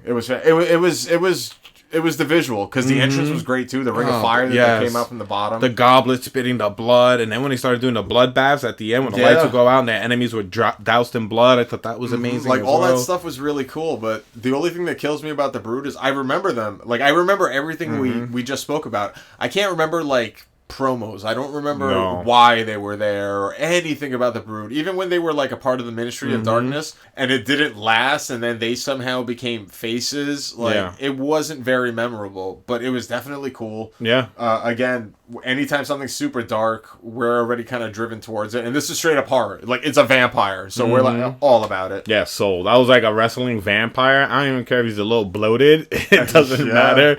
Gangrel and The Brood, sign me up. That's fantastic. And in the end, The Brood ended up giving me Christian, which was one of my favorite things in pro wrestling. So I'm very happy to The Brood for that. Amazing. So, again, thank you so much to everyone who took their time to listen to this marathon. Listen to this marathon, participate in this marathon. And this marathon has come to an end. Your feet could rest. Grab that cup of water. Take a breather. Put on one of those silver blankets. I see people put those on after marathons all the time. Oh, yeah, because it's supposed to, like, keep your heat in. Yeah, it's like those crinkly metal blankets. Those blankets that shield you from cell phone activity. Put one of those on. This is the end of episode 29 of Podcast Championship Wrestling. I am not going to go through my shameless plugs again. Yeah, but I am going to remind you guys, don't forget to comment, like, share, and subscribe to the Podcast Championship Wrestling and So Says Natal podcast. Don't get confused. They're all under the So Says Natal podcast banner. Get out there, share it with everyone. Again, thank you guys so much. And this is Natal saying goodbye for Steve. And remember, we have 2,000 more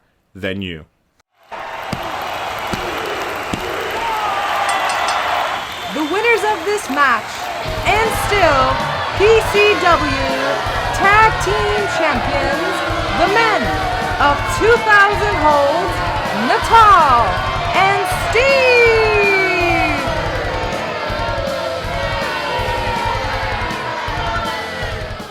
Hogan made me laugh when I fucking forgot it. There you go, see? He f***ed me last week.